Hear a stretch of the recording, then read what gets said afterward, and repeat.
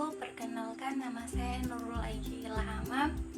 Jadi pada video kali ini saya akan menjelaskan mengenai permasalahan pendidikan di Indonesia akibat kesalahan dari manajemen. Nah, ketika kita berbicara mengenai masalah pendidikan, perhatian pemerintah kita masih terasa sangat minim. Gambaran ini tercermin dari beragamnya masalah pendidikan yang hari ke hari makin sangat rumit. Yang pertama yaitu mengenai mahalnya biaya pendidikan.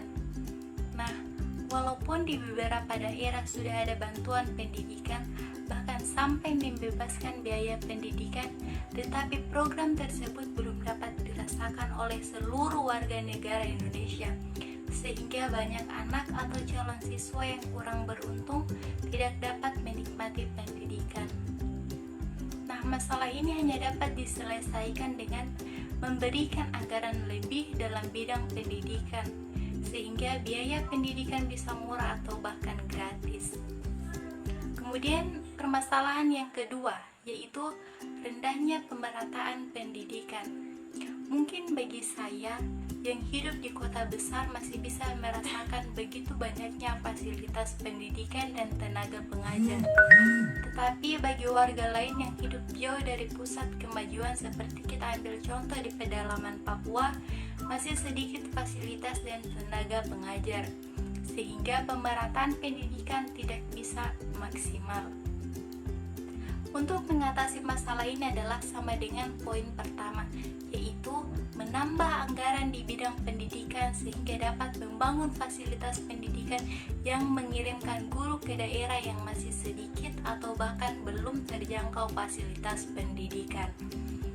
Nah, permasalahan yang ketiga yaitu rendahnya kualitas guru. Dalam hal ini yaitu bukan bermaksud untuk menghina atau mencela profesi seorang guru, tapi di zaman yang akses informasi dan teknologi yang berkembang saat ini, guru dituntut untuk mengikuti perkembangan dan tren pendidikan sekarang. Karena sekarang sumber informasi tidak hanya bisa didapat dari buku atau berita, tapi juga bisa dari sumber lain seperti internet, media sosial yang mempunyai pengaruh besar dalam menyebarkan informasi dan berita baru tentang pendidikan, sehingga sering terjadi seorang siswa itu lebih pintar daripada gurunya.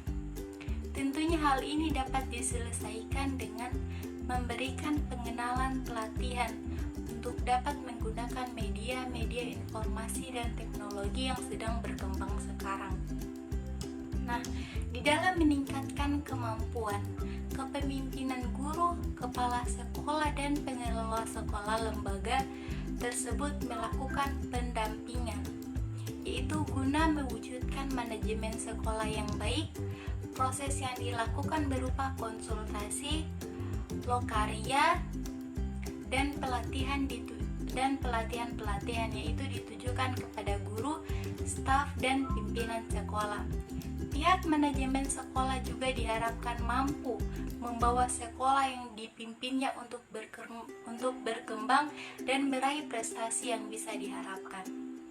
Lembaga perantara tersebut juga berperan membantu manajemen sekolah untuk mengembangkan kerjasama dan instansi terkait guna memperoleh dana pengembangan infrastruktur sekolah. Nah, tidak hanya itu, lembaga juga dapat menggalang dana dari sponsor untuk perbaikan bangunan sekolah yang hampir rusak di wilayah terpencil. Dukungan masyarakat, lembaga sosial, dan lembaga pers memiliki fungsi dalam meningkatkan pemahaman pentingnya pendidikan melalui penyebaran informasi. Oleh karena itu, lembaga tersebut mempunyai tugas untuk meningkatkan dukungan tersebut dengan cara bekerja sama dengan pihak masyarakat, lembaga sosial, dan pers. Dengan demikian, informasi seputar perbaikan mutu pendidikan di Indonesia dapat tersalurkan dengan mudah.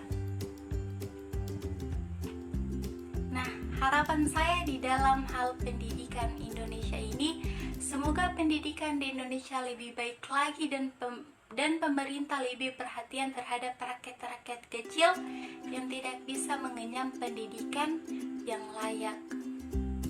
Nah, sekian pemaparan video mengenai permasalahan pendidikan di Indonesia akibat kesalahan dari manajemennya. Lebih dan kurangnya saya mohon maaf. Wabillahi taufiq walhidayah. Wassalamualaikum warahmatullahi wabarakatuh.